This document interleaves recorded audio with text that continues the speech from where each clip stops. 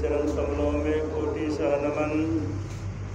उपस्थित साधक वृंद, सत्संग प्रेमियों, आदरणीय माताओं तथा भक्तिवती बहनों, आप सबों के चरणों में प्रणाम। श्री सद्गुरु महाराज की जय। एक राजकन्या अपने पिताश्री से कहती हैं, हे पिताजी, अगर आप मेरी शादी करवाना ही चाहते हैं, विवाह करवाना ही चाहते हैं, कोई साधु स्वभाव वाले सज्जन से मेरी सगाई रचाइए। राजा साहब ने कहा, साधु स्वभाव वाला दूल्हा मैं कहाँ खोजने जाऊँ? राजकन्या कहती है, नदी के तट पर बहुत महात्मा लोग बैठकर ध्यान करते हैं, उन्हें से आग्रह किया जाए, निवेदन किया जाए। मंत्री नदी के तट पर जो महात्मा लोग ध्यान करते थे उनसे जाकर के पूछते हैं। सबों ने एक स्वर से कहा, हम लोग घर बार परिवार रोजगार छोड़कर भजन करने आए हैं और अब विवाह की बात को लेकर आए हैं, हम लोगों से यह नहीं होगा। इस प्रकार पूछते पूछते उन्हीं पंक्ति में एक और महात्मा बैठे हुए थे। वस्तुतः वह महात्मा थे नहीं।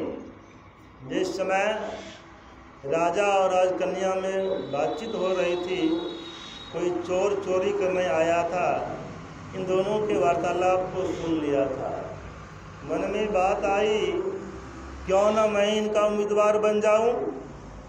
वही चोर साधु का वेश धारण करके महात्मा जी की पंक्ति में बैठ गए, आसने बिछा गए। उनके पास जब पूछने के लिए जाते हैं, मंत्री साहब है, वे भी अपने मुंह को उघाड़ते हैं, चादर हटाते हैं, कुछ बोले नहीं, फिर मुंह को झांक लिए। मंत्री साहब के मन में हुआ, शायद इसका मन विवाह करने का है।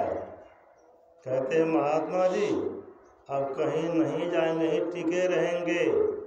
कल राजा साहब अपनी राजकन्या को लेकर आपके चरणों में आने वाले हैं।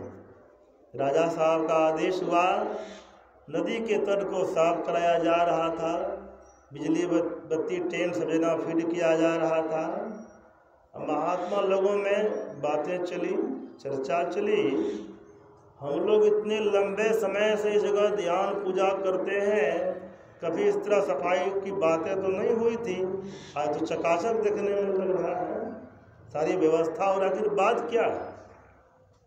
एक महात्मा ने कहा, देख नहीं रहे बगल में वो महात्मा जी न जाने कहाँ से अगर आसनी लगा दिए। इनके सामने जब मंत्री साहब पूछने के लिए गए, ये हाँ कर दिए। इन्हीं के चरणों में कल राजा साहब राजकन्या को लेकर आने वाले हैं। यह बात जब वो नकली महात्मा जो असली महात्मा की पंक्ति में बैठे हुए थे सुनते हैं, उसके अंदर का जो कुछ संस्कार था खत्म हो गया। रूहानियत प्रतिभा जो अंदर में ढकी हुई थी, वो संस्कार उभर गया।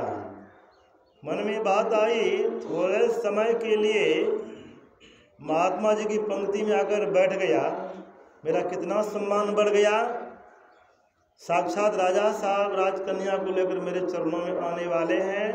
वस्तुतः अगर अंदर दिल से भजन ध्यान सत्संग किया जाए तब कितना लाभ होगा।